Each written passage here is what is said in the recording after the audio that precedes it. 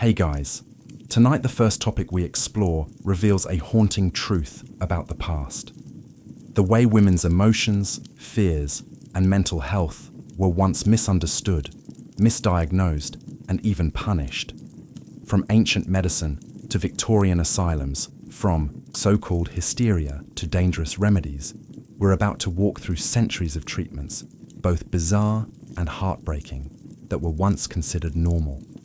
So, before you get comfortable, take a moment to like the video and subscribe. But only if you genuinely enjoy what I do here.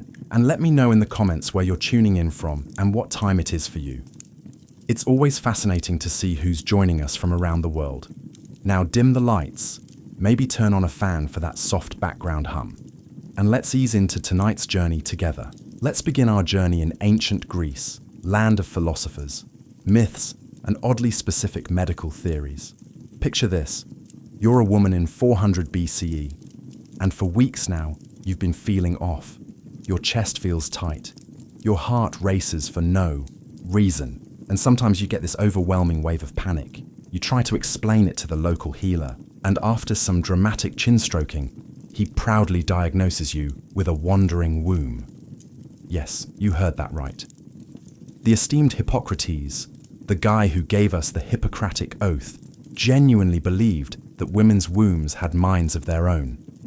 According to him, if a woman became too emotional, too anxious, or even too celibate, her uterus might just pack its bags and start roaming around the body like a lost tourist.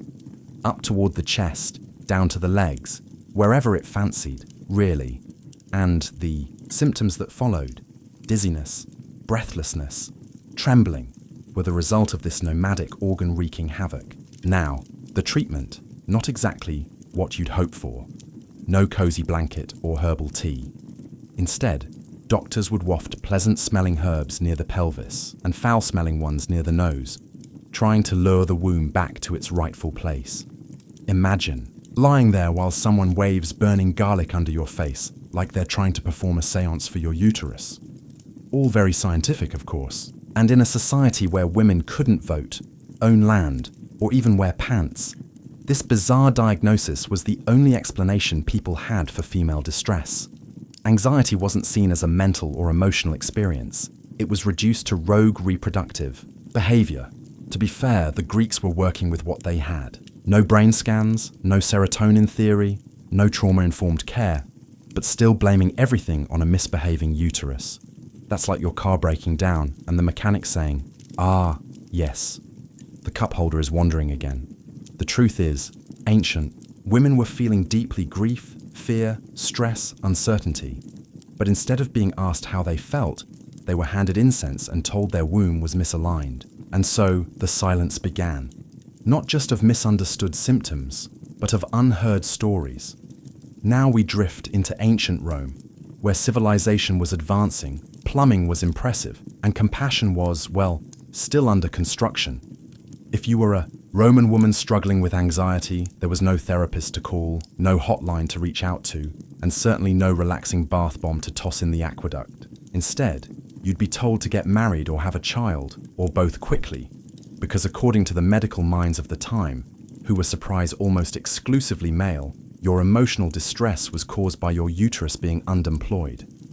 They didn't call it anxiety, they called it fur uterinus, which sounds like a Roman battle formation, but was actually their term for female emotional instability. And if you cried too much, spoke out of turn, or seemed generally agitated, well, maybe you were just failing at your womanly duties. The cure, childbirth, repeatedly. One Roman physician, Soranus, who actually wrote a gynecological textbook, recommended that women avoid strong emotions altogether. You know, just stop feeling things. Problem solved. He also advised husbands to be gentle, which in Roman terms likely meant not yelling during dinner. If you were a wealthy Roman woman and showed signs of anxiety, you might be prescribed wine and music. Not terrible, until you remember that the diagnosis was still rooted in a belief that your womb was malfunctioning, like a broken machine in a bakery. For poorer women, the remedies were more direct: herbal mixtures, spiritual rites, or being ignored entirely. And heaven forbid you questioned your husband's authority, or didn't smile at dinner, or cried too long after a miscarriage. That might get you labelled unstable, or worse, accused of being possessed by spirits, or influenced by the gods. Nothing says compassionate care like a priest waving chicken bones around while you sob on a marble bench. So while Rome gave us roads, laws, and architecture, it gave anxious women nothing but shame wrapped in olive leaves. Their pain was medicalized, moralized, and then minimized. Because in the end, no one asked what they were going through. They just asked when their next child was due. Now, let's walk softly into the shadowy corridors of the Middle Ages, a time when knights roamed, plagues bloomed, and if a woman had anxiety, it probably meant Satan was renting space in her soul. Medical understanding didn't just stall during this period. It practically reversed into oncoming traffic. The Greek ideas of womb wandering were still hanging around, but now they were seasoned with a generous dose of fear, fire, and holy panic. Women who experienced what we now call anxiety, trembling, crying, panic attacks, intrusive thoughts, were often seen as spiritually compromised. Because clearly, if your hands shook or you wept at night, it wasn't trauma, it was demons. The church dominated the landscape of healing, and that healing often came in the form of exorcisms, public humiliation, or if things escalated, a bonfire with your name on it. If a woman admitted to hearing voices or simply seemed off, she could be accused of witchcraft. Herbal remedies, suspicious, knowledge of the stars, satanic, crying too much. Clearly a gateway to evil in this era. Anxiety wasn't just misunderstood, it was feared, and fear in the wrong woman's body could get her locked in a convent, dunked in a river, or tried in a courtroom where the evidence included she looked weird during mass. There were also monasteries and infirmaries where nuns attempted to care for women with mental distress. But without any true understanding of the mind, treatment usually meant long prayers, isolation, and fasting, because nothing soothes the soul like low blood sugar and total silence. And let's not forget the diagnostic tools of the day. If your anxiety caused you to faint or tremble, someone might press a cross to your forehead and see if you flinched. If you did, well, say goodbye to your goats and prepare to meet the village torchbearer. It's tragic, really. These women weren't witches or sinners or hostiles for demonic spirits. They were people in pain, people trying to breathe through sorrow, trying to sleep through dread. But in a world built on fear, a woman who trembled became a threat, and threats were burned, not understood. Ah, the Renaissance, a golden age of rebirth, art, science, literature. Everything was being rediscovered except, unfortunately, compassion for women's mental health that apparently stayed locked in a medieval cellar. While Michelangelo was chiseling David and Da Vinci was sketching helicopters, doctors were still trying to figure out why women had feelings.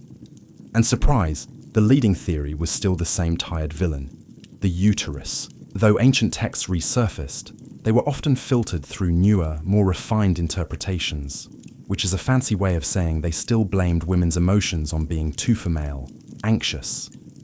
That's because you're not married. Panicking? You need to conceive. Depressed? Time for a good leeching. Yes, leeches. Or if you were lucky, cupping, bleeding, or a hot pus to your abdomen. Doctors truly believed the body needed to be balanced. And for women, that meant draining them until their soul quieted down. Or at least until they fainted and stopped talking. And the remedies didn't end there. There were also soothing rituals, like being confined to a dark room for days or advised not to read because a woman with too many books might start thinking. And thinking, of course, was hazardous to your womb's stability. In elite households, women suffering from nervous complaints might be sent to the countryside for rest, which sounded nice on paper, but often meant being watched, silenced, and dosed with herbal tonics until they smiled again, or at least pretended to. The Renaissance loved beauty. It celebrated harmony and proportion. But it did not know what to do with a woman who wept uncontrollably or couldn't sleep through the night. Emotional pain, especially in women, was seen as unruly, unbalanced, inconvenient. So it was muted, draped in silk, locked behind chamber doors, dismissed as womanly trouble. And in the grand halls where paintings were born and symphonies were composed, women with anxiety walked silently, heads bowed, wondering if perhaps the problem really was inside them. Not the world, not the pressure, not the grief, just them. Because in the age of enlightenment, a woman's fear was still considered a flaw to be hidden, not a wound to be heard. As we step into the 17th and 18th centuries, the world is buzzing with progress. Telescopes are peering into the heavens. Philosophers are pondering liberty and reason. And Isaac Newton is explaining gravity, finally giving people a better excuse for falling apart. But if you were a woman during the Enlightenment, suffering from anxiety, all that rationality didn't do you much good. Because while the world was discovering natural laws and human rights, your trembling hands and sleepless nights were still being filed under female problems. Medical men, now wearing powdered wigs and very serious expressions, were beginning to write about the nervous system. They even had a name for women like you, nervous ladies. It sounded polite, maybe even elegant. But behind the label was the same old belief. Women were emotionally delicate, spiritually frail, and biologically built for breakdowns. The uterus, thankfully, had stopped its wandering. But now, doctors said women had too many nerves, too much stimulation, too much imagination. In short, the Enlightenment determined that women were simply too much. If you cried often, or became overwhelmed or had panic attacks, you might be prescribed rest, warm baths, mild walks, or everyone's favourite, laudanum. A lovely little cocktail of alcohol and opium. Laudanum could quiet your anxiety, your pain, and possibly your pulse, but at least you weren't complaining anymore. For wealthier women, there were nervous retreats where you'd be waited on by servants while being gently discouraged from reading, thinking, or discussing anything upsetting such as your own emotions. Poorer women didn't have the luxury of sedation, they simply endured. And if you dared express anger or frustration, or heaven forbid, ambition, you might be considered not just anxious, but unstable, dangerous, mad. Your husband could have you confined. No trial, no explanation, just a signature and silence. This was the Enlightenment. Reason for men, sedation for women, public discourse for philosophers, private despair for housewives, logic-built libraries, fear locked doors. So, as the world basked in the light of discovery, women with anxiety sat quietly in the shadows, medicated, misunderstood, and told that their pain was just a passing flutter of nerves. Nothing to worry about. Just breathe and don't think too hard. Now, we drift into the 19th century, the Victorian age, where everything looks elegant on the surface. Corsets are tight, manners are tighter, and emotional expression, especially for women, is considered downright indecent. Anxiety hasn't disappeared, it's just been rebranded. Welcome to the age of the rest cure. Developed by Dr. Silas Weir Mitchell, a man with a fine mustache and questionable empathy, the rest cure was prescribed to women suffering from what was still broadly labelled as nervous disorders. You felt anxious, exhausted, depressed. The solution? Lie in bed for weeks or months. No reading, no writing, no visitors, no talking about your feelings. Just a plush room, heavy curtains, boiled milk, and the slowly creeping sensation that you might be losing your mind, which ironically you probably were thanks to the treatment. Women were expected to surrender to stillness, to melt into passivity. Movement was rebellion. Thought was dangerous. If you dared resist, you were said to be resisting healing, which conveniently meant more confinement. This was not a fringe treatment. It was widely respected. Famous writer Charlotte Perkins Gilman went through the rest cure herself and later wrote The Yellow Wallpaper, a chilling story about a woman driven mad by her forced silence. Spoiler. It wasn't the wallpaper that broke her. It was the cage of polite, padded neglect. And then there were the asylums, If your anxiety didn't respond to milk and mandatory napping, you might find yourself behind the stone walls of a sanatorium. Once inside, women were subjected to ice baths, electrotherapy, and endless observation. Some were given morphine. Others were restrained for days at a time. Their crime: crying too much, talking too fast, refusing to smile. And still, no one asked why. No one asked if she'd lost a child or endured violence or simply cracked under the weight of perfection. In the Victorian world, women were supposed to be calm, composed, angelic. And if they weren't, they were hidden away beautifully, quietly, tragically, because society wasn't built to treat anxious women. It was built to keep them from disrupting the dinner table. Welcome to the early 1900s, where corsets were loosening, the industrial age was humming, and a man named Sigmund Freud had taken up the peculiar hobby of blaming almost everything on your childhood or your father. Freud, the father of psychoanalysis, offered a revolutionary idea. Maybe women weren't suffering from demons or defective wombs. Maybe it was their minds, their unconscious, their repressed desires, their unresolved issues. Now, that should have been a turning point, a moment of progress. And in a way, it was. Instead of dunking anxious women in cold water or feeding them opium, doctors now invited them to lie on a couch and talk. Revolutionary, right? But before we uncork the champagne, let's talk about how they were expected to talk. Freud and his followers often viewed anxiety in women as the result of repressed sexual desire or internalized guilt, usually directed at their parents. If you were anxious, it was likely because you were suppressing something scandalous. You just didn't know it yet. Were you afraid to leave the house? Clearly symbolic. Having recurring nightmares? Probably a metaphor for your mother. Panic attacks? Definitely something Freudian, probably phallic. And while this new method of treatment was less physically violent, it still came with its own subtle form of blame. The problem was inside you, not your circumstances, not the trauma, not the stifling expectations placed on your shoulders. You just needed to unpack it. And if you didn't get better, maybe you weren't trying hard enough. Maybe you were resisting the truth. Psychoanalysis spread like wildfire among the intellectual elite. In smoky Viennese rooms, doctors scribbled notes, while women whispered about their dreams and fears, still trying to be taken seriously, still trying to be heard. It was progress, yes, but fragile progress. Because even though the cages had been traded for couches, women's anxiety was still being interpreted through a male lens, often reduced to libido, longing, or lingering daddy issues. And so the question remained, could a woman ever simply be anxious without being seen as broken? Or would every tremble, every tear, every silent scream be pinned to a theory instead of a truth? It's the 1950s now.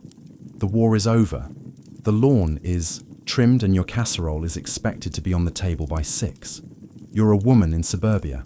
Polished nails, bright smile, pearls around your neck, and your anxiety. Well, darling, that's not something we talk about. Because, according to glossy magazines and daytime radio, everything is fine. So why do you feel like screaming? Enter Mother's Little Helper, the nickname for a small pill with a big promise. Calmness, specifically Valium and its earlier cousin Miltown. These little sedatives were marketed directly to women, especially housewives who felt overwhelmed, underappreciated, or quietly unraveling in a sea of matching Tupperware, feeling sad, anxious, numb. Just pop a pill, dear, and smile for the neighbors. Doctors handed them out like candy. No one asked about trauma. No one asked about loneliness. No one wondered if spending every day vacuuming in heels while pretending. Everything was perfect might be crushing.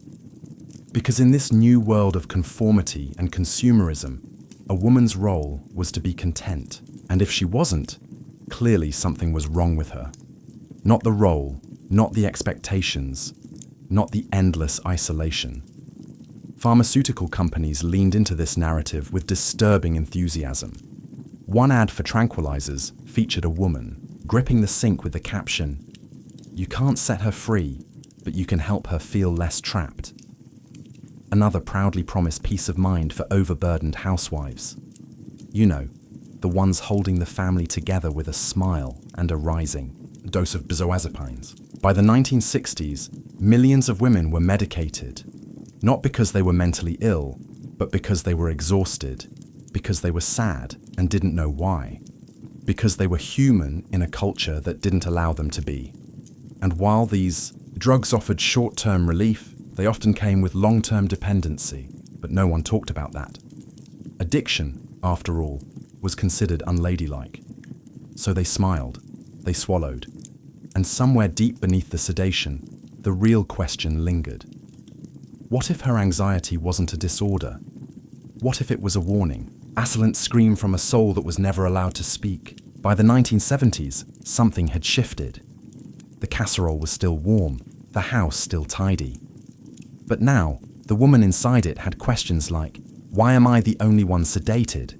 Why does my pain come with a prescription but not a conversation? And who decided that anxiety was something I should apologize for? The feminist movement was swelling, not with rage, but with clarity. Women were beginning to talk in consciousness, raising groups across living rooms and campuses. They compared notes, and what they discovered was they weren't alone. Anxiety, they realized, wasn't some personal flaw. It wasn't just hormones or hysteria. It was often the logical result of being overworked, unheard, and expected to perform emotional labor like it was part of the furniture. Books, like The Feminine Mystique by Betty Friedan, cracked the polished surface of post-war domesticity, revealing the problem that has no name. It described women who felt empty, anxious, restless, despite having everything society told them they should want. Finally, someone said it. It's not in your head. It's in the walls, the expectations, the silence. And once the silence broke, there was no going back. Women began reclaiming their stories. They stopped accepting tranquilizers as apologies. They started questioning the institutions that had pathologized their emotions for centuries. In therapy rooms, a new kind of counselor was emerging. One who actually listened. One who didn't assume every panic attack was a cry for marriage or motherhood. Women entered psychology, medicine, and psychiatry, not just as patients, but as professionals. It wasn't perfect. Misdiagnosis was still common. Bias still lingered, and pharmaceutical companies were still very busy. But something important had changed. Women were talking, and this time they weren't being interrupted. They were connecting the dots between personal pain and societal pressure, between internal struggle and external structure. They were rewriting the narrative from what's wrong with me to what happened to me. And slowly, painfully, the world began to shift. Because when women stopped whispering and started comparing notes, they discovered something revolutionary. That their anxiety wasn't madness, it was truth, trying to find a voice in a world that never wanted to hear it. As the 1980s and 90s rolled in, women's anxiety finally got a proper name. Not hysteria, not nerves, not she's just tired, but actual diagnostic terms. Generalized anxiety disorder, panic disorder, PTSD. Finally, a medical vocabulary that didn't blame the womb. Progress, right? Well, sort of. Psychiatry was getting more precise. The DSM, the big diagnostic manual with all the mental health labels, was growing thicker, and insurance companies were starting to reimburse treatments. But even as the science evolved, the experience of being a woman with anxiety still came with familiar echoes of doubt, dismissal, and stigma. Let's say you were a woman in 1993, having panic attacks.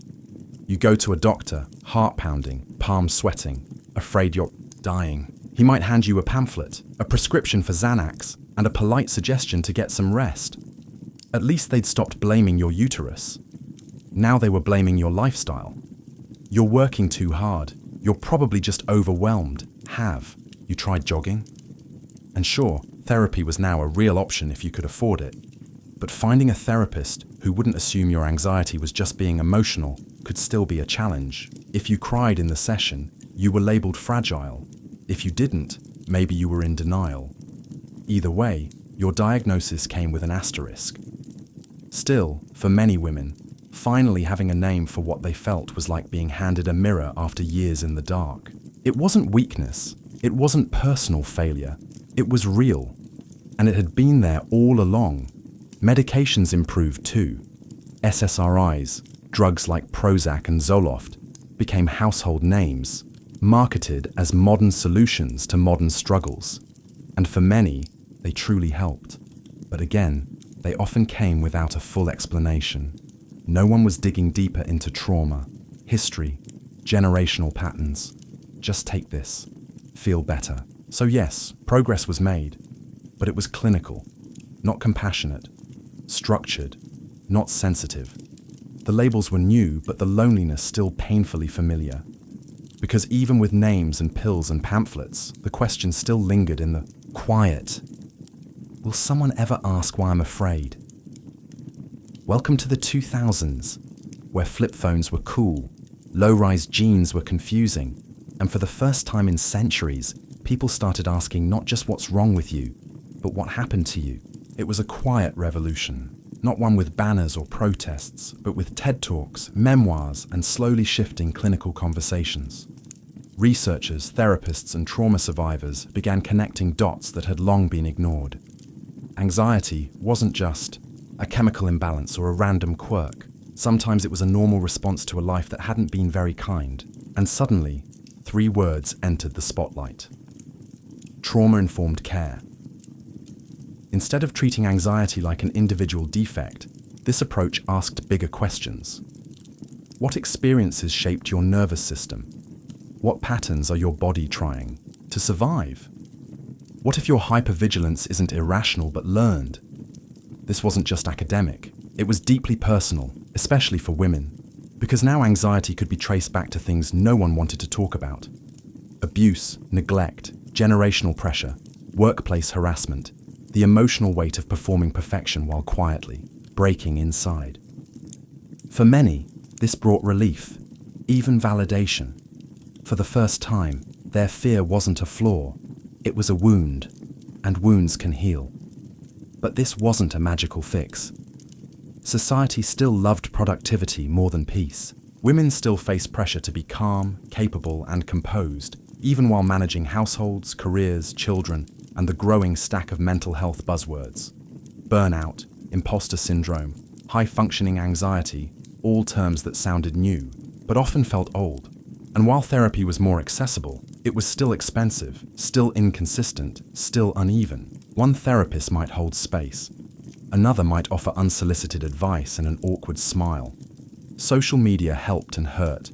Women could now share their struggles publicly, creating solidarity across time zones. But they could also be told to drink more water and meditate instead of addressing years of systemic trauma. Still, something was shifting, because the world was finally beginning to understand what women had always known. That anxiety wasn't weakness. It was history whispering through the body, waiting for someone, anyone, to listen. Now, we arrive. In the age of Wi-Fi, wellness influencers, and phones that never let you rest. Welcome to the digital era where women's anxiety no longer needs a doctor's diagnosis. It just needs a screen. You wake up to 37 notifications, 4 emails, 2 calendar alerts, and a message from someone who just wants to pick your brain. You haven't even had coffee, but your pulse is already sprinting. Anxiety in the digital age isn't just internal. It's interactive and constant. You're expected to be available, responsive, successful, hydrated, emotionally balanced, and preferably glowing, all while maintaining a curated smile on a platform that calls itself social. The modern woman isn't just managing her life, she's managing her brand. And somehow, anxiety is both a red flag and an aesthetic. Now, posts with my anxiety is bad today can trend, as long as they're paired with the right filter and a caption that's self-aware but not too messy. Vulnerability sells, but only if it's digestible. And if you try to unplug, good luck. The world doesn't slow down. The algorithm punishes you. Emails pile up like guilt. Even meditation has become performance art, tracked by an app and graded by your smartwatch. Anxiety is everywhere, but so is advice. You can scroll through reels promising to cure your nervous system in under 30 seconds. Breathwork, matcha, journaling, tapping, all great tools until they become just another checkbox in your already overfilled day. And through it all, the root of women's anxiety remains surprisingly consistent. Pressure. The pressure to be liked, to be successful, to be informed, responsive, healthy, thin, ethical, kind, efficient, creative, funny, but not too funny. And don't forget to reply to your boss, your best friend, and that mom group chat that somehow never sleeps. It's no wonder your chest feels tight, because in the age of being on 24/7, rest feels radical, silence feels suspicious, and peace, that's a full-time job on its own. But here's the quiet truth. Your anxiety isn't a glitch, it's a signal that your nervous system wasn't designed for this much noise. After centuries of being silenced, sedated, shamed, and scrolled into exhaustion, something unexpected is happening. Women are slowing down. Not because the world has eased its grip, it hasn't, but because many are realizing that racing to meet impossible standards only leads to one place: burnout with a side of existential dread. So now, in corners of the internet and quiet living rooms, in yoga studios and therapy circles, a soft revolution is underway. It's not loud, it doesn't go viral, it doesn't wear matching athleisure or quote productivity gurus. It just rests. Rest as resistance. Rest as reclaiming. Rest as the long-forbidden medicine women were denied for centuries. Not the forced kind prescribed by Victorian doctors, but the chosen kind. The kind that says, I don't owe anyone my exhaustion. Women are learning to say no, not as a failure, but as a boundary. They're cancelling plans, logging off, letting the dishes sit in the sink. And shockingly, the world keeps spinning. It's not easy. The guilt is still there whispering. You should be doing more. But now there's another voice rising beside it, a quieter one. You've done enough for today. Breathe. Communities are forming around this truth. Groups of women who hold space for each other without judgment. Who say me too, instead of, why can't you just push through? They're rewriting the narrative one exhale at a time. They're learning that healing isn't linear. That some days you'll meditate and journal and go for a walk. Other days you'll cry into your cereal and delete your calendar. Both are okay. And maybe, just maybe, anxiety doesn't mean you're broken. Maybe it means you're awake in a world that tries so hard to numb you. So tonight, if your mind is racing or your heart is heavy, remember this. You are not a machine. You were never meant to be. And in a culture that worships hustle and productivity, choosing to rest, truly rest, is not weakness. It's wisdom, ancient, sacred, revolutionary. Long before selfies, sailor sleeves, or regrettable lower back tributes, people were getting tattooed. In fact, the earliest known tattoos didn't belong to rebellious teenagers or battle-hardened warriors. They belonged to a man frozen in time. Literally, the Iceman, discovered high in the Alps in 1991, is over 5,000 years old. His body, preserved by snow, time, and luck, is etched with 61 tattoos made of simple black lines and crosses. Not skulls, not dragons, just lines. But here's the thing. These lines weren't random. They were placed on joints, the spine, and the ankles. Modern researchers believe they may have been a form of early acupuncture or pain relief, an ancient blend of medicine and ritual etched into the skin with soot and sharp tools. Primitive, yes, but also intentional. These weren't tattoos for show, they were tattoos for survival.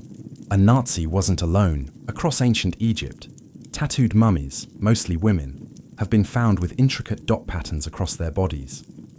Some archaeologists believe they were symbols of fertility, used to protect both mother and child during childbirth. Others think they were signs of devotion to the goddess Hathor. Either way, they weren't ornamental. They were spiritual, protective, worn proudly into the next life. In Siberia, tattooed Saiyan nobles were buried in icy tombs, their bodies decorated, with mythical animals, deer, panthers, griffins curling across their arms and torsos in bold black ink. For these people, tattoos were a warrior's mark, a passport into the afterlife, and perhaps a sign of rank. These weren't the first humans to tattoo themselves. They were just the first we found. And that's the quiet truth of tattoo history. It didn't begin with pop culture. It began with ritual, with pain, with intention. Tattoos were never just about beauty. They were medicine, memory, protection. Long before ink was rebellion, it was reverence, a sacred thread that wound its way through the skin. To tell stories when there were no books, to mark meaning before we had names for things. So the next time you see a simple line of ink, remember someone did that thousands of years ago with fire and ash, and it meant everything. To understand the soul of tattooing, we have to drift across the ocean, to the islands of Polynesia, where ink was not fashion, but ceremony. In places like Samoa, Tonga, and Tahiti, tattoos were not chosen on a whim. They were sacred, earned, and carried for life. The very word tattoo comes from the Polynesian word tatau, meaning to strike, a reference to the sound made by the tapping of ink into skin with carved bone tools. This wasn't a machine. This was rhythm. Tatau was more than body art. It was a rite of passage, often painful, always meaningful. A young Samoan man would lie on a woven mat as the tattooist or tufuga worked for days, sometimes weeks, tapping intricate geometric patterns into his body with sharpened bone and soot. The design would stretch from the waist to the knees, a symbol of adulthood, identity, and bravery. The pain wasn't incidental. It was part of the ritual. To endure it was to prove you were ready. To back out mid-process brought shame not just to you, but to your entire family. In Tahiti, tattoos told of genealogy and status. They might reflect divine protection, spiritual connection, or sexual maturity. A woman's fingers might be inked to signal readiness for marriage. A man's chest might tell of his warrior lineage. Every dot, every line, every curve, all sacred. Even today, in many Polynesian communities, tattoos retain this powerful role. They're not just expressions of self. They're connections to ancestry, living records carried on skin, a living scroll. When Europeans first arrived in the Pacific during the 18th century, they were fascinated and horrified by what they saw. Sailors like Captain Cook recorded the practice in journals, and soon after his crew began adopting tattoos themselves, not to honor the ritual, but to mark their travels. A souvenir, a trend, stripped of meaning, but inked all the same. Still, the origin remained. Polynesian tattooing was never meant to be casual. It was sacred, personal, carried with pride through generations. Proof that your story was worthy of pain and permanent enough to live just beneath the surface of the skin. As we shift eastward, the story of tattooing takes on a more complicated shape. One of beauty and punishment, honor and shame, all inked into flesh. In ancient China, tattoos carried a heavy stigma. Rather than symbols of spirituality or strength, they were often marks of disgrace. Criminals were tattooed on the face or neck with words like thief or traitor. Permanent reminders to society of what that person had done and who they would never stop being. It was called chipe branding for exile. Your punishment didn't end with your sentence. It stayed on your skin for life. And yet, even here in the shadows of shame, tattooing held deeper layers. Some Chinese warriors voluntarily wore ink to show loyalty to their brothers or devotion to a cause. In the legendary novel Water Margin, one of the 108 heroic outlaws is said to have an entire body tattooed with imagery of dragons, tigers, and flames, a man's honor written on his skin like scripture. In Japan, the story is just as layered, maybe more. Early Japanese tattoos called iriumi were used to ward off evil spirits, protect fishermen, or even symbolize status. But as in China, tattoos also became tools of punishment. Criminals were marked with lines on the arms or symbols on the forehead. In some regions, each crime added another stroke, a tally of dishonor visible to all. But over time, something changed. By the Edo period, 1600s, 1800s, full-body tattoos began to emerge as an underground art form. Vibrant, elaborate designs, dragons, coyish, gods, demons began to stretch across the backs, arms, and legs of commoners. These weren't criminals. These were firemen, laborers, and gamblers. Men with dangerous jobs and even more dangerous reputations. And then came the Yakuza, Japan's feared crime syndicates who embraced full-body iris as symbols of strength, loyalty, and fearlessness. The more coverage, the more respect, and the more pain you endured. These weren't tattoos for the public. They were private, hidden beneath suits, revealed only in bathhouse or in battle. In both China and Japan, tattoos lived in tension, art, and punishment, identity, and exile. A constant dance between pride and shame. Because sometimes the ink that marks you also defines you. In ancient Europe, tattoos walked a thin line between power and punishment, depending entirely on who held the needle and who bore the mark. Let's begin with the Celts and the Picts. Tribal peoples lived in what is now Britain and Scotland. When Roman soldiers first encountered them, they were stunned. These warriors, some naked, some cloaked in wolf pelts, were covered in swirling blue tattoos, fierce spirals and knots etched across their faces and bodies. The dye were a plant-based ink that stained the skin deep blue like thunderclouds rolled across flesh. These weren't decorations. They were battle armor, intimidation, identity. To tattoo your body was to declare, "I am not afraid to bleed." Julius Caesar described them in his writings, half in awe, half in horror, calling them wild and barbaric, which is ironic considering what Rome did next. Because while the Romans prided themselves on law and order, they also used tattoos not as symbols of honor, but as tools of control. Criminals, slaves, and prisoners of war were tattooed with marks of ownership or shame. A runaway slave might be branded with the letters FVG, short for fugitivis. A soldier who deserted his legion, inked forever with disgrace. Even Roman Christians in the empire's early days were sometimes tattooed to mark them as enemies of the state or worse, heretics. These were not badges. These were burdens. And yet, not all Roman tattooing was punishment. Some soldiers, particularly in the eastern provinces, began to tattoo themselves voluntarily. Symbols of loyalty to their legion or devotion to a deity, quiet rebellion inked beneath the armor. Over time, as Christianity spread and gained power, tattooing across Europe fell further into disrepute. By the early Middle Ages, it was largely condemned as pagan, sinful, or barbaric. The body was now seen as a temple, and temples apparently were best left unpainted. But deep in the forests and along the misty moors, the old traditions lived on, whispered through generations, passed from mother to daughter, warrior to warrior. Because long before ink was criminal, it was tribal. And in the blood-soaked soils of ancient Europe, tattooing was proof you belonged to your people, to your land, to your gods. As Europe entered the long stretch of the Middle Ages, tattooing faded from the spotlight, but it never vanished.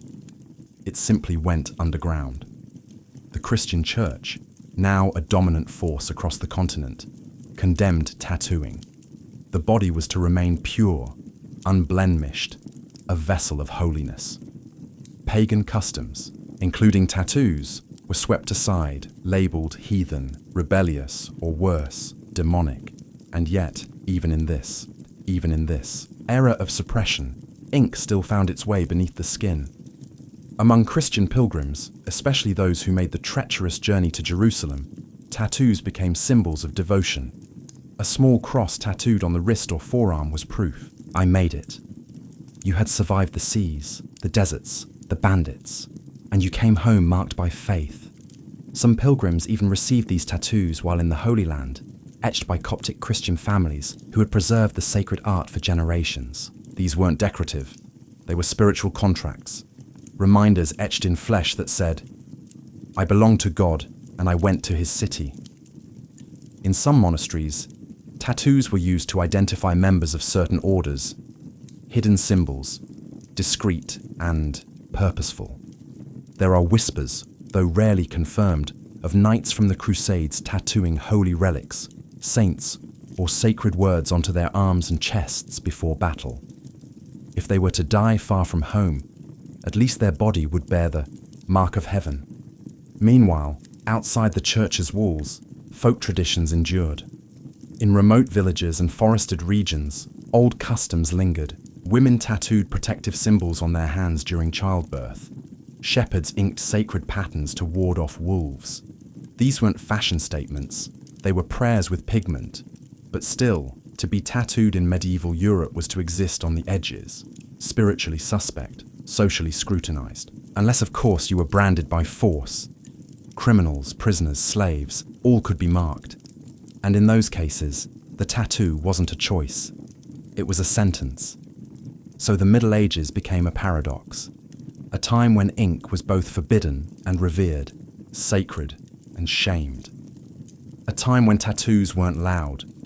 They were whispers, whispers of faith, of defiance, of the enduring human need to leave a mark, even when the world said not to. As the sails of European ships began cutting across oceans in the 16th and 17th centuries, tattoos returned to the Western world, not through science or religion, but through saltwater and superstition.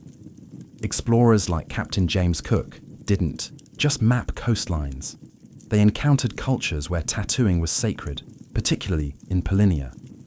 Cook's sailors, fascinated by the bold patterns and meanings of the tattoo, began getting inked themselves. It was exotic, dangerous, and rebellious. All the things a bored sailor craved. From there, tattooing spread through the ports like spilled rum. Sailors began crafting their own tattoo culture, part survival, part tradition, and part bragging rights. A ship's anchor on the forearm meant you'd cross the Atlantic. A turtle. You'd cross the equator, officially a shellback. A pig and rooster on your feet.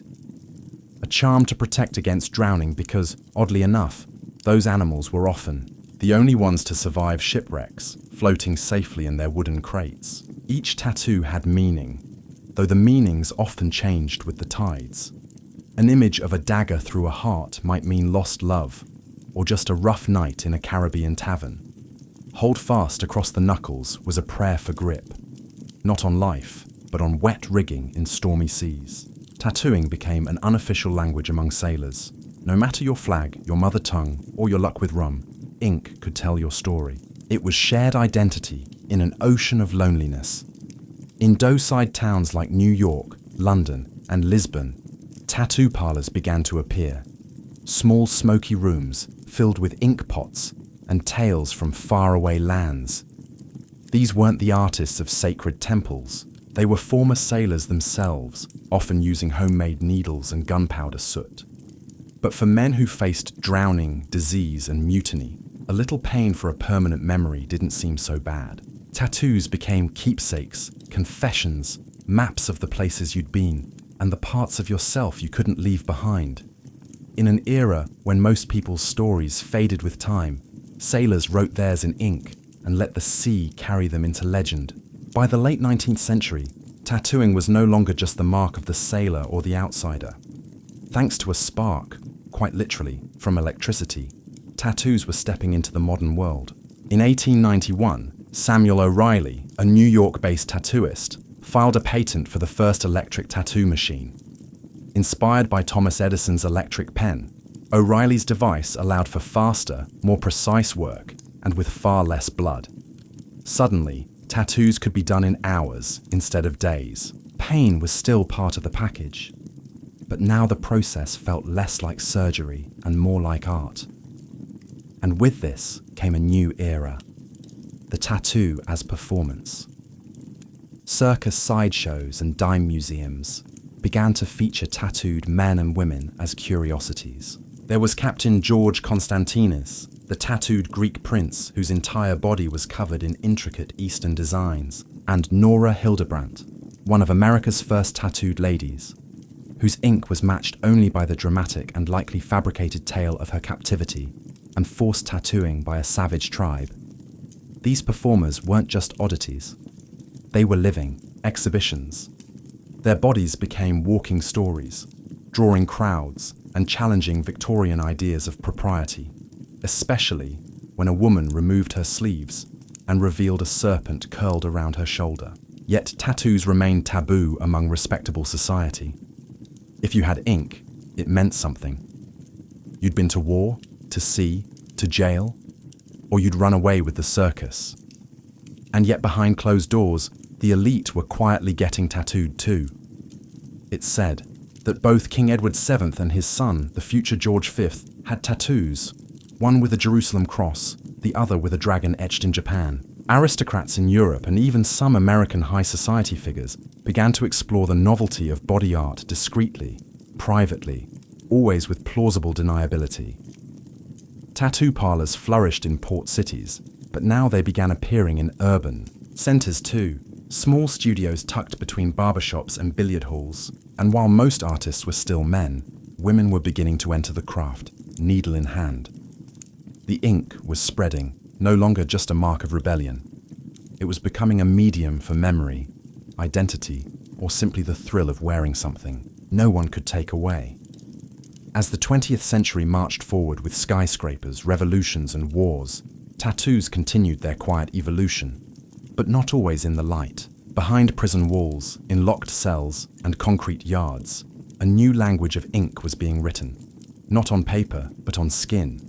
These weren't polished studio tattoos. They were handmade, raw, created with contraband needles, guitar strings, melted plastic, and ink brewed from soot and toothpaste. Painful, absolutely. Precise, rarely. Meaningful, always. In prisons across the world, from Russia's gulags to American penitentiaries, tattoos became a secret code. Every image told a story. Every placement carried weight. A spider web on the elbow, time served. A teardrop near the eye, a life taken or a life lost. 5 dots on the hand, 4 corners and 1 in the center meant I am surrounded. In Soviet prisons, tattooing became a detailed system of status and survival. A cathedral inked across the chest could signal years behind bars. Each dome a sentence, stars on the shoulders. A high-ranking inmate not to be disrespected, but faking a rank through ink that could get you killed. These tattoos weren't just decoration. They were armor, a resume, a warning, a prayer. In the United States, prison tattoos carried similar weight. Gang affiliations, racial lines, territorial claims, and personal losses. The tattoo gun was often a shared tool. The ink passed between inmates like contraband communion. For many, their first tattoo wasn't a choice. It was a rite of passage. But even outside the walls, these prison-born styles began to leak into the wider world. Artists, especially in urban areas, began incorporating the stark, bold lines of prison art into their own work. What started as survival behind bars became a style replicated in shops, immortalized in movies, and echoed in street culture. Still, the stigma clung. A visible tattoo, especially one on the hands, neck, or face, often meant closed doors, judgment, suspicion. The ink might fade, but the assumptions remained. Yet for the ones who wore them, those marks weren't shame. They were stories of survival, of time endured, of identity carved in silence. Because sometimes, when no one listens, the skin speaks. By the dawn of the 21st century, tattoos had undergone their greatest transformation yet. From ancient rite to outlaw code to something else entirely, a canvas for the self. What was once hidden under sleeves or spoken in hush judgment was now proudly displayed on runways, in boardrooms, and across social feeds. From baristas to CEOs, kindergarten teachers to veterans, ink was no longer a symbol of rebellion. It had become a declaration of identity. The rise of tattoo studios mirrored this shift. No longer backroom shops with flickering neon signs, many became sanctuaries of expression. Clean, curated, and often more like art galleries than the gritty dens of old. Tattoo artists became celebrities in their own right with portfolios, weight, lists and fans who flew across countries just to sit in their chair. Styles exploded. Watercolor tattoos, fine line minimalism, realism so sharp it looked like photographs, sacred geometry, cultural revival, portraits of pets, loved ones, even entire life stories in spine to spine. Technology helped. Machines became quieter, needles, finer. ink safer, healing faster. But beneath the aesthetics, the old reasons remained. People still came for the same things they always had: memory, mourning, power, rebirth. Some tattoos marked milestones: a birth, a death, a beginning. Others covered scars, both visible and hidden. Some people tattooed themselves after escaping abusive relationships. Some honored ancestors. Some wrote their survival in symbols they couldn't speak aloud. And yes, some just really liked frogs with cowboy hats. There's room for that too. Across the globe, indigenous tattoo practices began to resurface with pride. Morita Moko, Inuit, skin stitching, Filipino bok, ancient forms once shamed or outlawed, were being revived by new generations, reconnecting lineage through line work. Yet debates remain about cultural appropriation, about over-commercialization, about whether something sacred can survive when it becomes a trend. But maybe that's the beauty of it. Tattoos have always existed in tension between pain and pride, permanence and impermanence, who we are and who we want to be. And so we return to where we began. Ink pressed into skin. A story told without words, a mark made not for approval, but for truth. And in the quiet ancient language of tattooing, that's always been enough. The story of the space race didn't begin with a spaceship or a star-eyed dream. It began with war.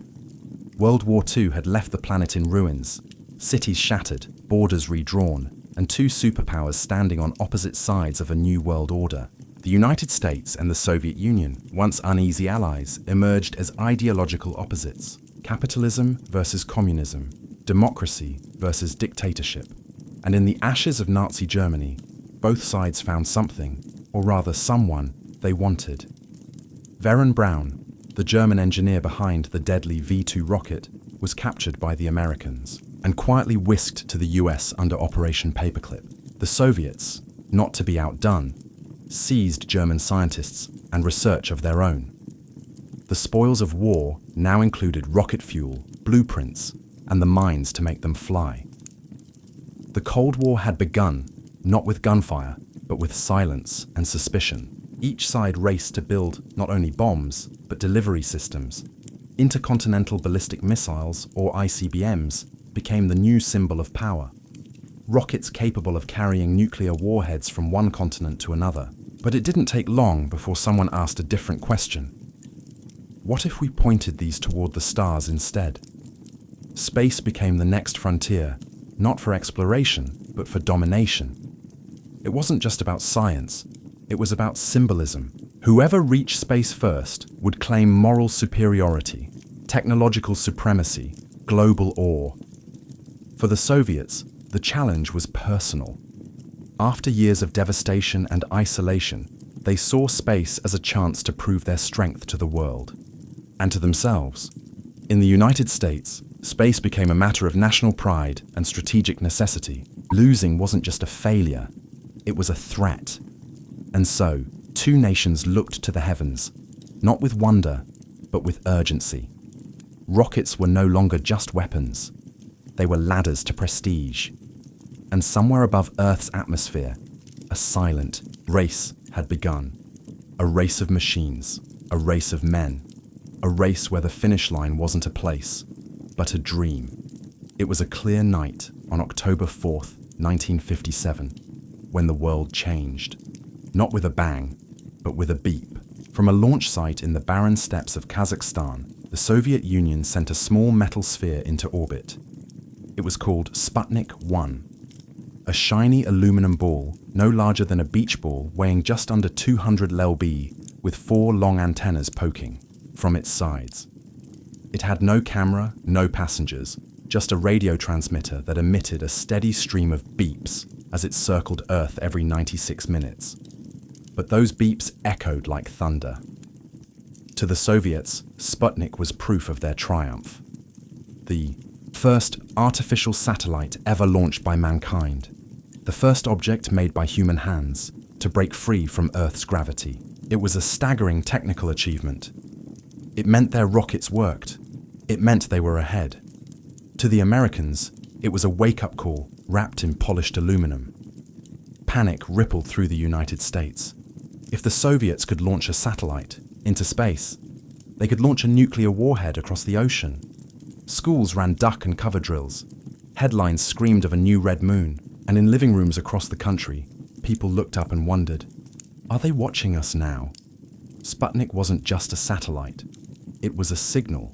It told the world that the USSR had reached space first, and it turned space into a battlefield of prestige, politics, and paranoia. President Eisenhower tried to stay calm, insisting that the US was not falling behind. But behind the scenes, alarm bells rang. Funding for science programs skyrocketed. Congress rushed to create NASA. American schoolchildren were suddenly encouraged to study math and physics, not just to get good jobs, but to defend freedom. Within a month, the Soviets launched Sputnik 2, carrying a passenger Laika, a stray dog plucked from the streets of Moscow. Laika became the first living creature to orbit the Earth. She would not survive the flight, but the message was clear. The Soviets weren't just ahead, they were accelerating. And now, for the first time, humanity was no longer alone in the stars. We had sensed something, someone up, and the race had truly begun. The shock of Sputnik hit hard. In living rooms and laboratories, classrooms, and Capitol Hill, the United States faced a difficult truth. It had been beaten into space, not by a more powerful nation, but by one that had been until recently a devastated wartime ally, now a fierce ideological rival. The question wasn't just how did they do it, it was what do we do now? The answer came fast. In 1958, the United States created a new agency, the National Aeronautics and Space Administration, NASA. Built from the remnants of earlier aerospace programs, NASA was more than an agency. It was a declaration, a commitment, a promise that America would not only catch up, it would lead. But the first American satellite, Explorer 1, wasn't launched until January 31st, 1958, nearly 4 months after Sputnik. Still, it carried more than a radio beep. It discovered the Van Allen radiation belts, proving that the US wasn't just chasing, it was contributing to science. The space race had become a national mission. Television programs featured space science for children. Schools added rocket math to curriculums. Funding for science, engineering, and math surged. American identity was now linked to the cosmos. But politics has always steered the rocket. This wasn't just about curiosity, it was about Cold War dominance. Space was the new high ground. Whoever controlled it would control communications, defense, and prestige. The US feared falling behind in the eyes of the world, especially newly independent nations choosing between capitalist democracy and communist rule. Enter Project Mercury, America's first manned spaceflight program. 7 test pilots, later dubbed the Mercury 7, were selected to represent not just NASA, but the hopes of an entire nation. They trained in secret. They endured punishing physical and psychological tests, and they were turned into heroes before they'd ever left the ground. Meanwhile, the Soviets were preparing to raise the stakes even further because satellites were only the beginning. The next goal was clear: to send a human into space and bring them home. For America, the challenge was no longer hypothetical. It was real, personal, urgent, and it was only a matter of time before someone, Soviet or American, would risk their life to cross that invisible boundary between Earth and everything beyond it. April 12th, 1961. Just after sunrise, in the Kazakh desert, a slender silver rocket stood on the launch pad, tall, silent, and poised to change history. Inside, it sat a 27-year-old Soviet pilot named Yuri Gagarin.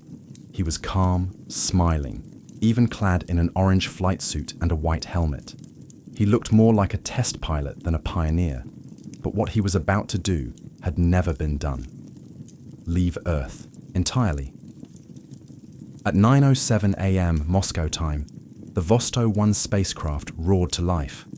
Gagarin's voice crackled through the radio with a single word that would echo across the planet. Payakali, let's go. With that, he became the first human being to enter space. The flight lasted just 108 minutes. Gagarin completed one full orbit around Earth, reaching a peak altitude of 187 meters and traveling over 17,000 teens Mahasti. He looked down and saw our planet from above. The blue curve of Earth, the blackness of space, and no borders. He later described what he saw with simple wonder. The Earth is blue, how beautiful. It is amazing. But make no mistake, this was not just a moment of human achievement. It was a geopolitical earthquake. The Soviets had done it first. Again, after Sputnik, after Laika, they had now sent a man into space and returned him safely. Gagarin didn't just orbit Earth. He orbited every front page on the planet. The Soviets paraded him like a champion, a symbol of socialist superiority and scientific on might. The United States, stunned once more, scrambled to respond. President Kennedy, only a few months into his presidency, now faced the pressure to match and surpass the Soviet triumph. Yuri Gagarin returned to Earth a hero, landing in a field and startling a farmer and her daughter before calmly explaining he had come from space.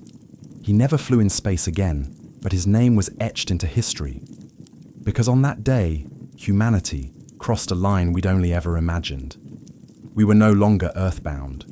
One man, one orbit, and the space race had officially entered its most human chapter.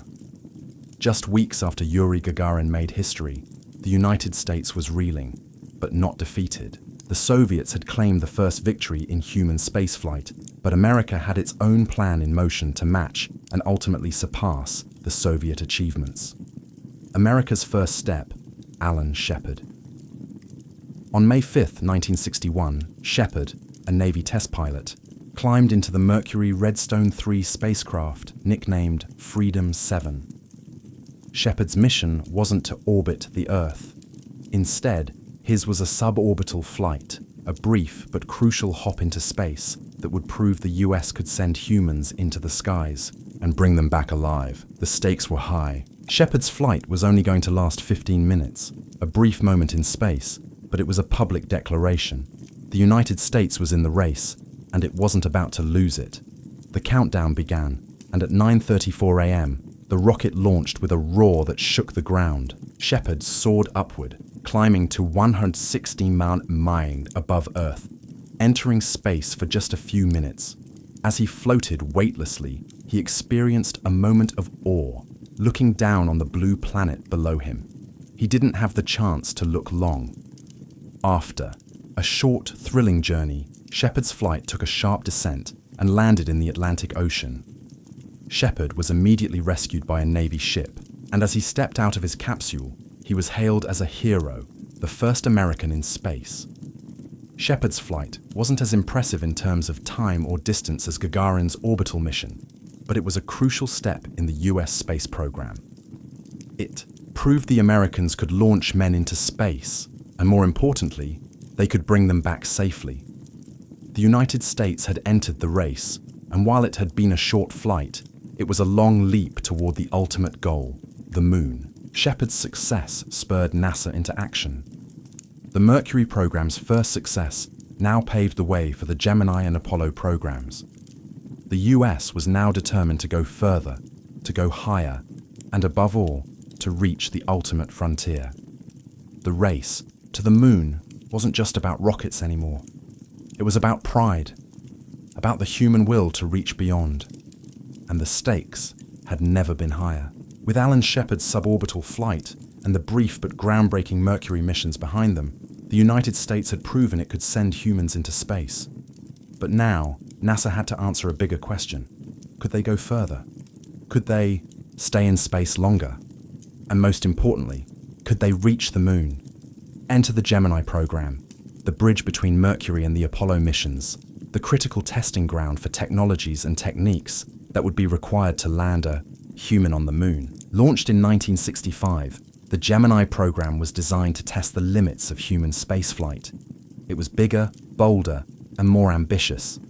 The Gemini spacecraft was twice as large as the Mercury capsule and could carry 2 astronauts, making it the first program to push the boundaries of extended space missions. Gemini's first flight, Gemini 3, took place on March 23, 1965, with astronauts Virgil, Gus Granum, and John Young aboard. Their mission was brief, a simple orbit of Earth, but it marked a crucial turning point in human space exploration. Granum's flight lasted just 5 hours, but it proved that 2 men could survive together in space, that they could pilot a spacecraft, and that they could manage critical life support systems in orbit. The Gemini missions began to increase in complexity. Gemini 4 in June 1965 marked the first American spacey walk with astronaut Ed White, floating in the vacuum of space for 23 minutes. This was an enormous step forward, demonstrating that humans could operate outside the confines of their spacecraft, a skill that would be essential for lunar exploration. Gemini also introduced the techniques that would make the Apollo mission possible: orbital rendezvous and docking, which were needed for the lunar mission. The program's ultimate goal was to prepare astronauts to operate in deep space, even if it meant spending days in orbit, performing complex maneuvers and testing the endurance required for longer missions. By the time Gemini 12 completed its final mission in November 1966, the groundwork had been laid. America was ready for the moon, and the Soviet Union, though still ahead in some respects, had little to show for its efforts in comparison. The United States was gearing up for its grandest challenge yet, a challenge that would not just test technology, but human spirit. The race to the moon was heating up, and the finish line was within reach. The year was 1961. President John F. Kennedy, inspired by the growing tension of the Cold War and the challenge of space, made a bold proclamation that would set the stage for one of humanity's greatest feats. On May 25th, he stood before a joint session of Congress and declared that the United States would land a man on the moon by the end of the decade. The stakes were now clear. It was no longer just about sending humans into space. It was about reaching the moon and bringing them back. This vision led to the birth of Apollo, NASA's program designed specifically for lunar exploration. The goal was unprecedented: to send astronauts to the moon, land them safely, and return them to Earth. The Apollo program was America's full-throttle response to the Soviet Union's achievements, an answer to their dominance in the space race. The first step was Apollo 1, a mission tragically marred by a fire on January 27, 1967, that claimed the lives of astronauts Gus Granum, Ed White, and Roger B. Chaffee during a pre-launch test. The fire was a devastating setback, but it also spurred an overhaul of NASA's safety protocols and equipment. The Apollo program pressed on with new determination and innovation, learning from the loss of those brave men. In 1968, Apollo 8 became the first mission to send astronauts into lunar orbit. As the crew, Frank Borman, Jim Lovell, and William Anders, circled the moon, they became the first humans to see the far side of the moon with their own eyes. The sight of Earth rising above the lunar surface from the spacecraft's window was an image that captured the world's imagination and marked a milestone in human exploration. But the ultimate goal still lay ahead. The world watched as NASA prepared for Apollo 11, the mission that would make Kennedy's dream a reality. Tensions between the US and USSR were palpable, but the United States was determined to reach the moon first. On July 20, 1969, Neil Armstrong and Buzz Aldrin made history. As Armstrong descended from the lunar module and stepped onto the surface of the moon, he famously declared, "That's one small step for man, one giant leap for mankind." The United States had done it. The moon was no longer just a point in the sky. It was a place where humans had stood, a new world conquered. The space race had been won, but humanity's journey beyond Earth was just beginning. On July 20th, 1969, America had done the unthinkable.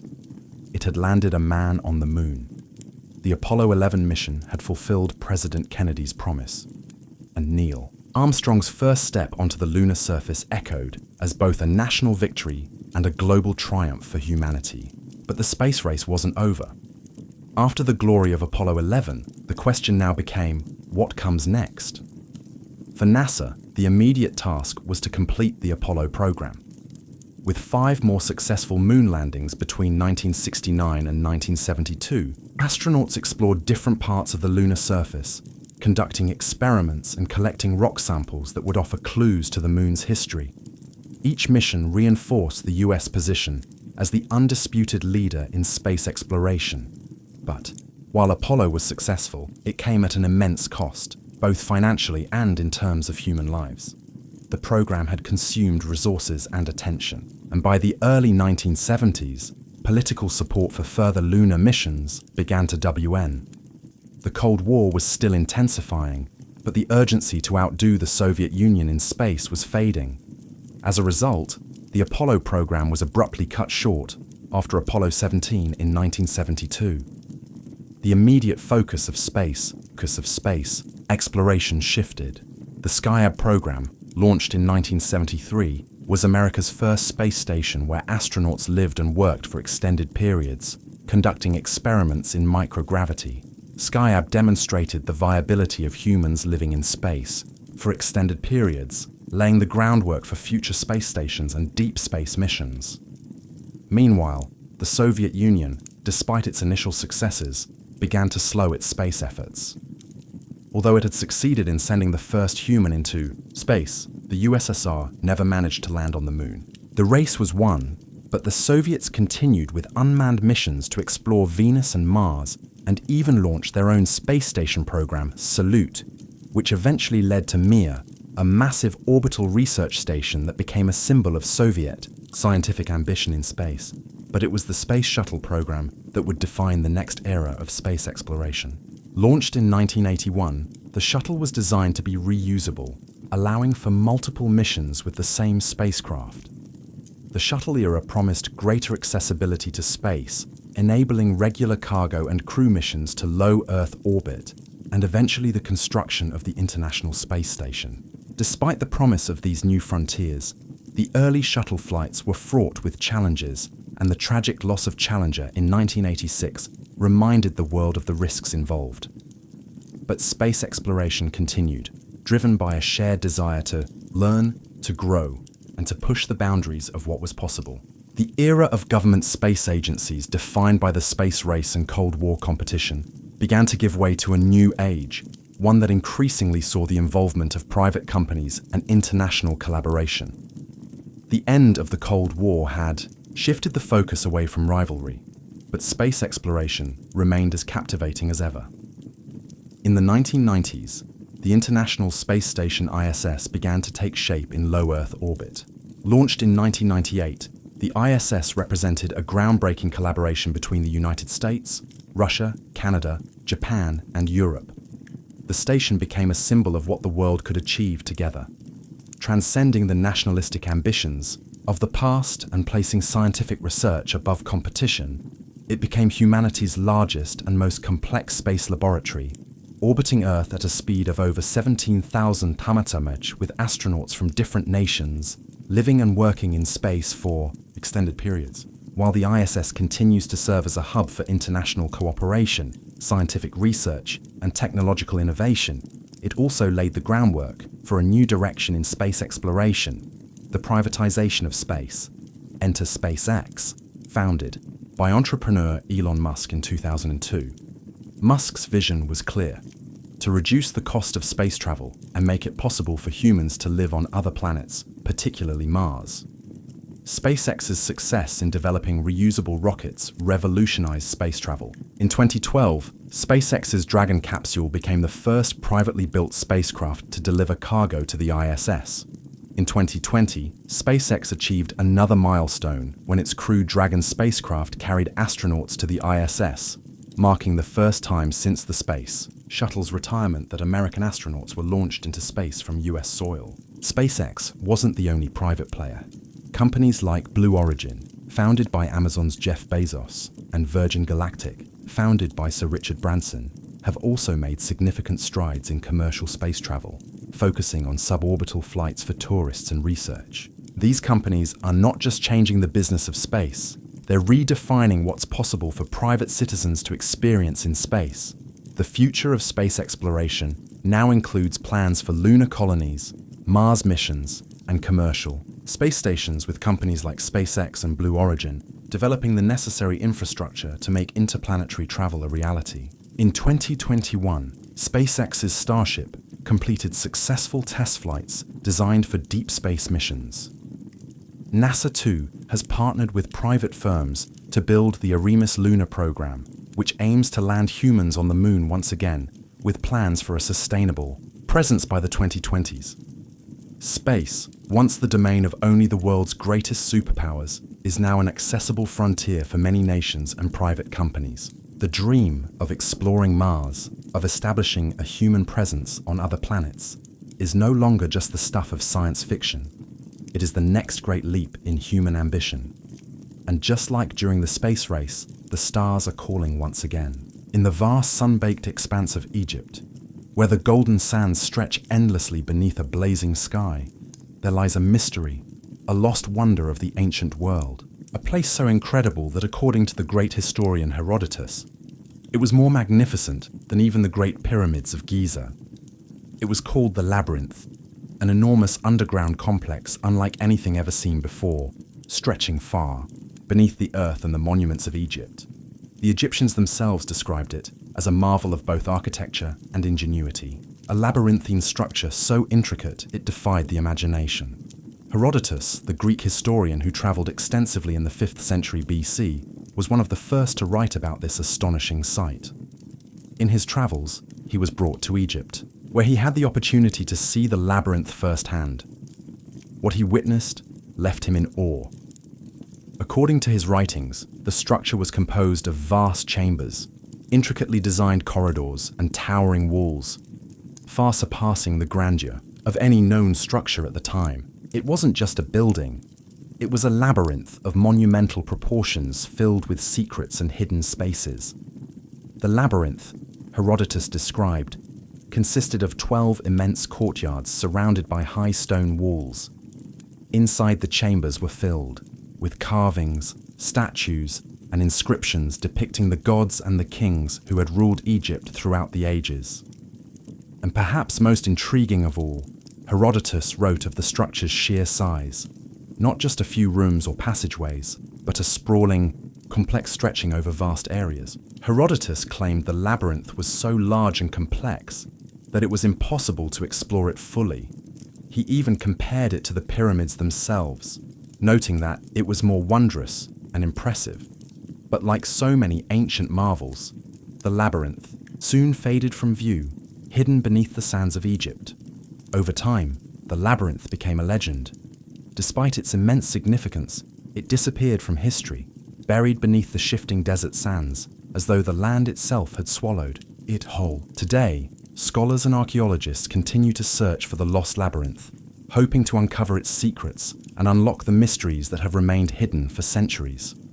The labyrinth that Herodotus described was not just a building, it was a masterpiece of design, one so intricate that it seemed to stretch the very limits of human ingenuity. According to his account, the structure was more than just a collection of rooms or passageways. It was a vast, sprawling complex. Its scale and complexity a testament to the ancient Egyptians' mastery of architecture and engineering. Herodotus famously noted that the labyrinth consisted of 12 courtyards, each one separated by towering stone walls that encased the labyrinth like a series of fortress-like enclosures. These walls were adorned with intricate carvings and scenes depicting the gods, the kings, and the mythological creatures that populated Egyptian beliefs. Some of these depictions were said to be so detailed they appeared almost lifelike, a breathtaking blend of art and architecture. What made the labyrinth so unique was its sheer scale. Herodotus described the labyrinth as having a vast network of interconnected chambers, some so large they could house entire villages within their walls. He went on to compare it to the pyramids in terms of magnificence. Though unlike the pyramids, which had a singular focus, the labyrinth seemed to hold endless secrets, each turn, each passageway, leading to another mystery. Herodotus also noted the astonishing number of statues within the labyrinth. These statues were not just simple representations.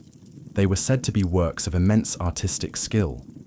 Some of these statues were crafted to resemble the gods of Egypt, while others were of the pharaohs themselves, immortalized in stone. One particularly striking description involved a colossal statue of the god Osiris, which towered over the labyrinth's central chamber, serving as a constant reminder of the divine presence that pervaded the entire complex. Perhaps the most fascinating aspect of Herodotus's account was his description of the labyrinth's layout. The rooms and passageways were not just haphazardly arranged, they were designed to confuse, to create a sense of mystery, a true labyrinth in every sense of the word. Herodotus said it was impossible to explore the entire structure in a single visit. It was too vast, too intricate. He ended his description with an air of awe, noting that the labyrinth was a permanent wonder, one that would stand for millennia, or so it seemed at the time. But despite the grandeur of Herodotus's account, the labyrinth was lost to history, hidden beneath the sands of Egypt, a mystery waiting to be rediscovered. The legend of the lost labyrinth has haunted historians, archaeologists and treasure hunters for centuries. Despite Herodotus's vivid description of the magnificent underground complex, the labyrinth's exact location remains a mystery. Scholars have long debated where it might be hidden beneath the Egyptian sands and whether it still lies intact beneath the layers of time and shifting dunes. Most agree that the labyrinth was most likely situated near Lake Moris, an ancient artificial lake in the Egyptian desert near the Fume Oasis, about 60 miles south of Cairo. Herodotus himself had mentioned this location as the site of the labyrinth, linking it to the impressive structure built by the pharaoh Amenhotep during the 12th dynasty around 1800 BCE. The Fume Oasis, with its fertile lands and proximity to the Nile, had long been a thriving area of Egypt, and many believe that the labyrinth was part of a larger temple complex. This complex might have been dedicated to the god crocodile Sobek, whose ancient cult was centered around the area. Some theories even suggest that the labyrinth was built as a temple to Sobek, perhaps to honor his association with the Nile and its cycles. Over the years, various attempts to locate the labyrinth have been made, but the shifting desert sands have provided little in the way of concrete evidence. In the 19th century, British archaeologists and explorers led expeditions into the Fume region, but they came back with only fragmented remnants and unclear artifacts. They found some curious ruins, large rectangular stone structures, which some believed might have been part of the labyrinth's walls. But these findings were inconclusive, and no one has yet identified a definitive structure connected to the labyrinth itself. In modern times, technologies such as satellite imagery, ground-penetrating radar, and drones have provided new hope for discovering the labyrinth. The desert is still vast, and the sand continues to shift and bury anything that might lie beneath. In recent years, some researchers believe they may be closing in on the labyrinth's location, suggesting that the complex could be buried beneath what appears to be a series of vast, unexplored ruins near the Fume. Still, the labyrinth's exact location remains elusive, and the possibility of it still being hidden beneath the sand is both tantalizing and frustrating. As with many great mysteries of the ancient world, the lost labyrinth calls out to those who dare to uncover its secrets. The question is not only where it lies, but what treasures or even secrets it might still hold within its walls.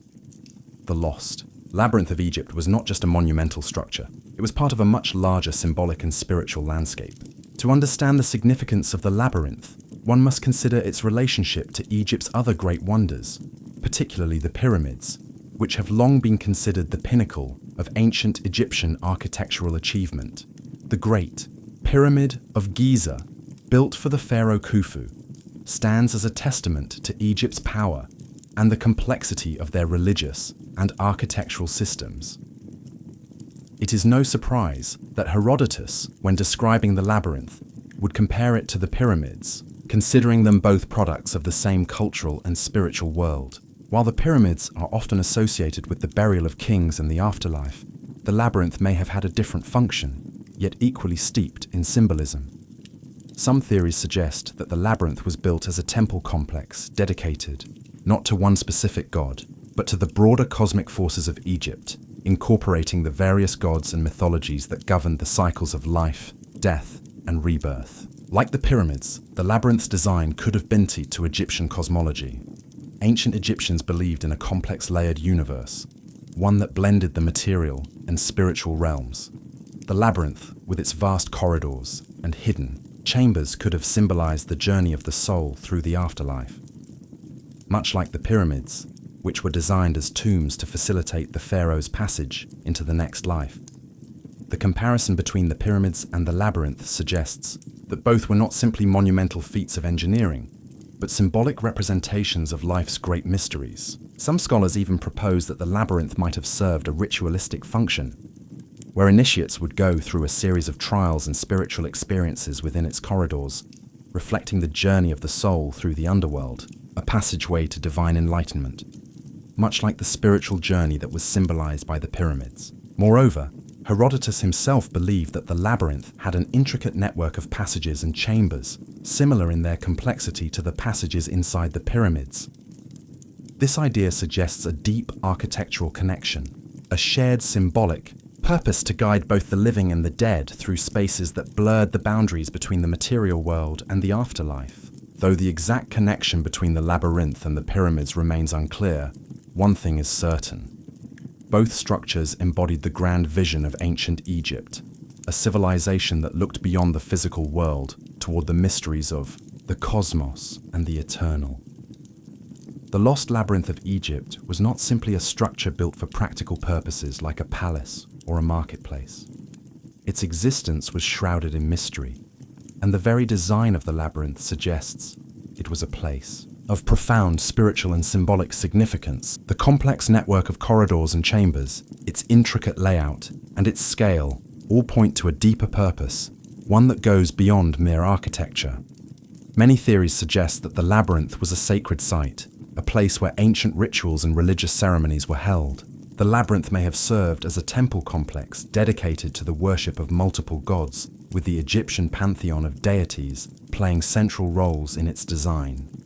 The Egyptians were a deeply religious people, and their monuments often carried spiritual meaning, with each structure symbolizing different aspects of the afterlife, cosmic order, and the journey of the soul. One compelling theory is that the labyrinth was a representation of the afterlife itself.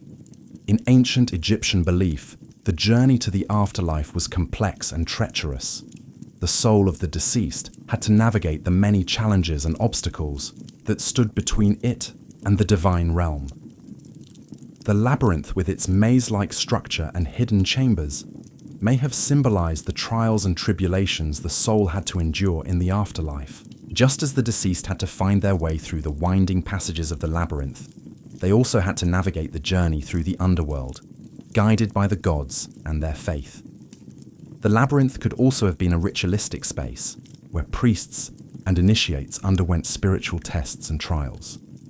Some speculate that it was the site of ancient Egyptian mystery schools, where sacred knowledge was imparted to chosen individuals. The initiates might have been led through the labyrinth in a carefully constructed ritual meant to mirror their journey of spiritual enlightenment. The idea of a physical labyrinth representing the journey of the soul is a powerful one, as it would provide a direct connection between the physical world and the spiritual one, linking the ancient Egyptians' understanding of life, death, and rebirth. Another theory holds that the labyrinth was connected to astronomical alignments.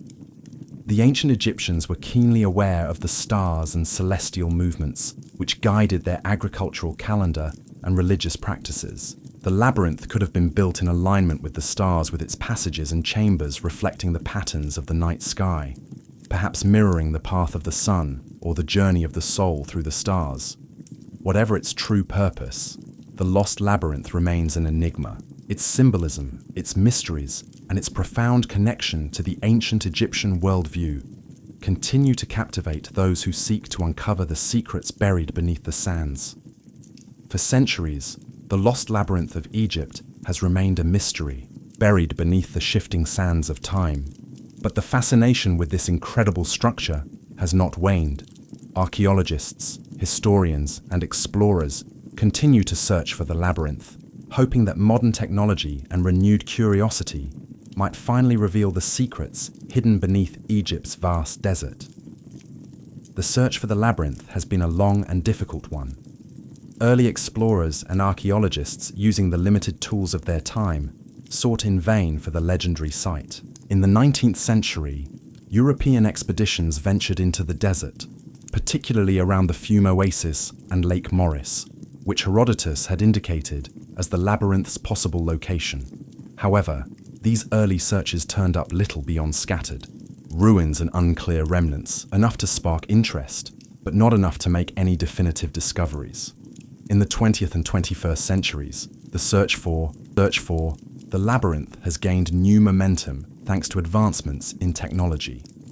Satellite imagery, ground-penetrating radar, and modern excavation methods have provided fresh tools in the search for the lost wonder. With the help of aerial surveys and satellite imaging, researchers have been able to scan vast stretches of the desert where the labyrinth is thought to lie. Some scholars believe that beneath the sands there may still be hidden remains of massive stone structures, echoes of the great labyrinth Herodotus described. One of the key locations consistently linked to the labyrinth is the area around Lake Moris and the Fume Oasis, near the ancient city of Crocodilopolis. It was here, according to Herodotus and other ancient sources, that the labyrinth was constructed. The Fam region was a fertile oasis, and the area's importance in Egyptian civilization makes it a promising candidate for housing the labyrinth. Over the years, archaeologists have uncovered traces of ancient stone foundations and architectural remnants in this area, though they have yet to find definitive evidence of the labyrinth itself. In recent decades, there have been occasional reports of underwater ruins discovered in the area around Lake Moris, sparking renewed interest in the site. Some experts believe that parts of the labyrinth may lie submerged beneath the lake, hidden by thousands of years of sediment and water. Others speculate that the labyrinth could be buried under a sand dune near the remnants of ancient Egyptian cities or temples. Despite these advancements, the labyrinth's discovery remains elusive, but the search is far from over. Each new excavation, every new scan of the desert brings with it a glimmer of hope that one day the lost labyrinth may emerge once again, offering up its secrets to the modern world. The sands of Egypt may hold more than just a forgotten building. They may hold the keys to understanding the deep spiritual and architectural ingenuity of one of history's most remarkable civilizations. The search for the lost labyrinth is not just an archaeological quest. It's an attempt to uncover a hidden chapter of Egypt's history, a chapter that could dramatically alter our understanding of the ancient world. If the labyrinth is ever found, it would provide unprecedented insights into the architecture, religion, and daily life of one of the most advanced civilizations in history. One of the most tantalizing aspects of the labyrinth is the possibility that it holds ancient Egyptian knowledge that has been lost for millennia. The labyrinth, with its intricate corridors, chambers, and symbolic carvings, could be a repository of sacred texts or ritualistic knowledge.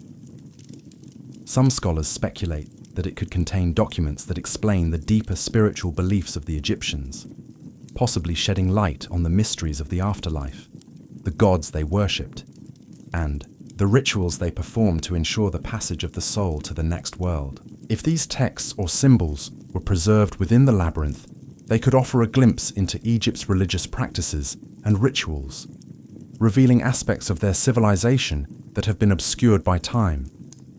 The labyrinth might also offer new clues about how the ancient Egyptians viewed the cosmos and their understanding of the heavens, which played such a central role in their culture. Many believe that the labyrinth's design was not just an architectural wonder, but also a reflection of astronomical alignments or cosmological concepts tying the physical space to the divine.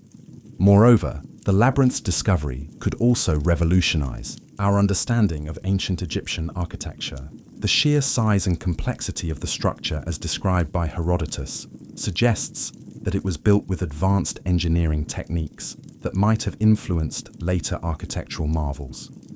Archaeologists are particularly interested in how The labyrinth may have influenced the design of other monumental structures like the pyramids and the temples that dotted Egypt's landscape. But the implications go beyond just religious or architectural history. The labyrinth could also tell us more about the social and political structure of Egypt. Was it built by the will of a single pharaoh? Or was it a collaborative effort that involved many different workers and craftsmen? What does its construction say about the organization of ancient Egyptian society?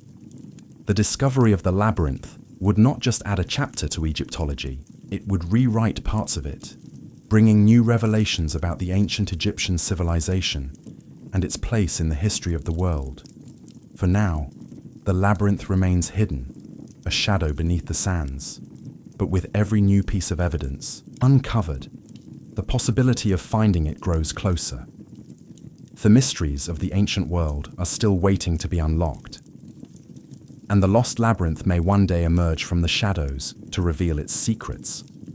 The lost labyrinth of Egypt has long been seen as more than just a physical structure. Its symbolic significance, woven into the fabric of Egyptian culture, has echoed through history, influencing not only the myths of ancient Egypt, but also the narratives of later civilizations. Even in its absence, the idea of the labyrinth has continued to captivate the human imagination. In ancient Egypt, labyrinths were not just architectural marvels, they were symbolic representations of the journey of the soul. The maze-like structure of the labyrinth may have been designed to mirror the difficult path the deceased had to navigate to reach the afterlife.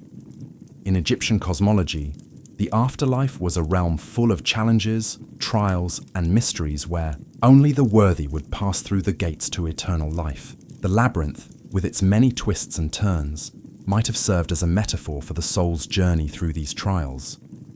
The labyrinth's role in Egyptian culture was perhaps linked to the worship of Sobek, the crocodile god, whose temples were often placed in the Fume region.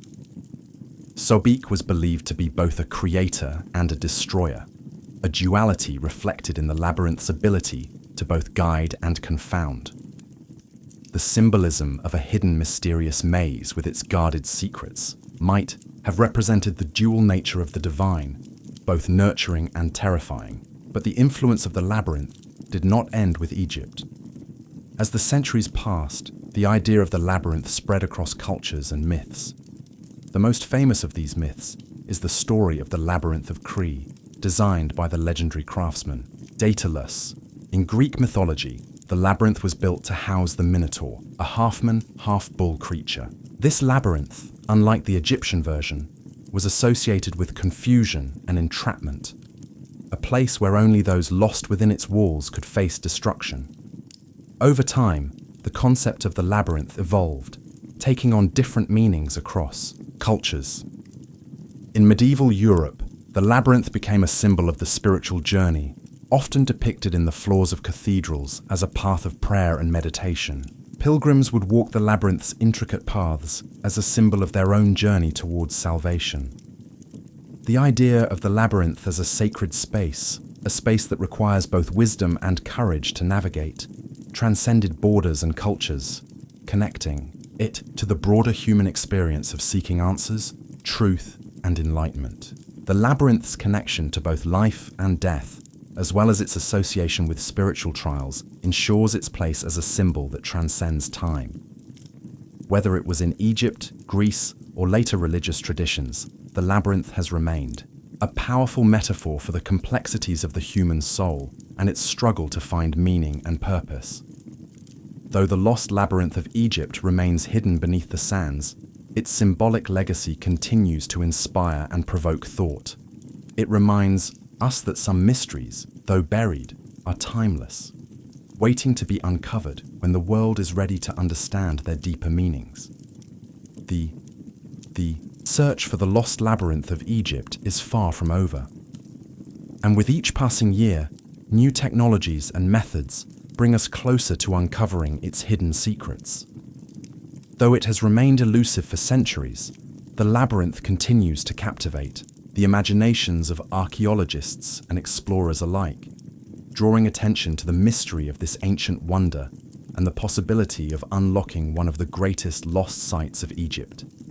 The region surrounding Lake Morris and the Fayum Oasis continues to be the primary focus of excavations. Many believe that the labyrinth lies buried somewhere near the ancient city of Crocodilopolis, a once thriving hub that was home to a temple dedicated to Sobek, the crocodile god. This location is central to the theories that place the labyrinth in the Fume, as Herodotus himself made connections between the two in his writings.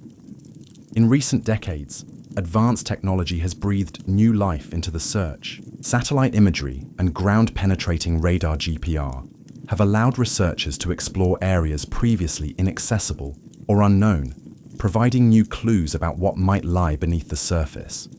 These technologies have enabled archaeologists to detect signs of hidden structures, even those that might be buried beneath thick layers of sand.